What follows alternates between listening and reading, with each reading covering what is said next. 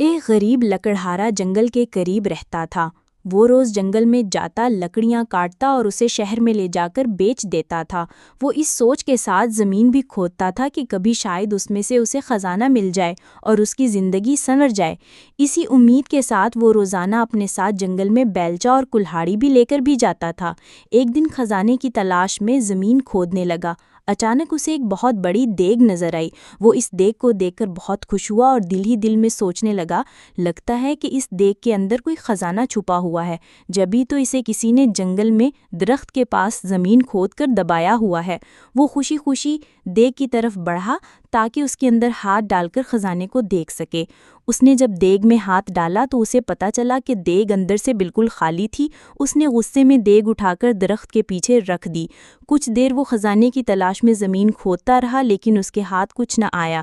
اس نے غصے میں کلہاڑی اٹھا کر درخت کے پاس پھینک دی اور تھک ہار کر درخت کے قریب بیٹھ گیا۔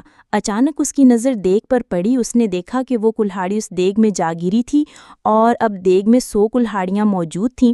وہ ان کلہاڑیوں کو دیکھ کر بہت حیران ہوا، ساتھ ہی اسے یہ بھی سمجھ میں آ گیا کہ یہ دیگ کوئی عام سی دیگ نہیں ہے بلکہ یہ کوئی جادوئی دیگ ہے، جبھی تو اس کی ایک کلہاڑی 100 میں تبدیل ہو گئی ہیں۔ وہ خوشی خوشی اس دیگ کو اٹھا کر گھر میں لے آیا۔ لکڑہارے نے اس دیگ کو ایک کمرے میں چھپا دیا۔ رات کے وقت اس نے جادوئی دیگ کو دوبارہ آزمانے کے لیے اس میں آم ڈالا۔ تھوڑی دیر بعد اس نے دیکھا تو دیگ میں 100 آم موجود تھے۔ اب تو اس کا یقین پختہ ہو گیا کہ یہ واقعی کوئی جادوئی دیگ ہے۔ وہ اس دیگ سے سونے کے سکے وغیرہ نکال کر انہیں بیچتا رہا اور امیر ہو گیا۔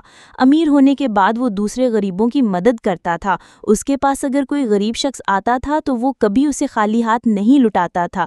یہی وجہ ہے کہ وہ ملک بھر میں اپنی سخاوت کی وجہ سے مشہور ہو گیا۔ اس کے اچانک امیر ہو جانے اور جادوئی دیگ کی کہانی ہر جگہ پھیل گئی۔ اس ملک کے بادشاہ کے پاس بھی اس جادوئی دیگ کی خبر پہنچی۔ بادشاہ بہت لالچی تھا۔ اس کے پاس اپنا بہت سارا خزانہ موجود تھا۔ اس کے باوجود اس سے مزید خزانے کی حوث تھی۔ اس نے سوچا کہ اگر یہ دیگ اسے مل جائے تو اس کے خزانے میں مزید اضافہ ہو جائے گا۔ اس سوچ کے ساتھ بادشاہ نے حکم دیا کہ لکڑہارے اور اس کی دیگ کو محل میں لایا جائے۔ خادم گئے اور بادشاہ کے حکم کی تکمیل کی اور لکڑہارے کو دیگ سمیت پکڑ کر محل میں لے آئے۔ لکڑہارے سے بادشاہ نے وہ دیگ لے لی اور اس کا معائنہ کرنے لگا۔ اچانک وہ اپنے قدم نہ سنبھال سکا اور اس کا پاؤں دیگ میں جا پڑا۔ اب جادوئی دیگ کی وجہ سے 100 بادشاہ نکل آئے۔ ایک جیسے 100 بادشاہ میں ایک اصلی بادشاہ تھا، باقی جادوئی تھے۔ وہ سب دیگ کے حصول اور لالچ کی وجہ سے ایک دوسرے سے لڑنے لگے۔ یوں سب نے ایک دوسرے کو جادوئی دیگ کے لالچ میں قتل کر دیا۔ یوں لالچ کی وجہ سے اصل بادشاہ خود بھی زندہ نہ رہا۔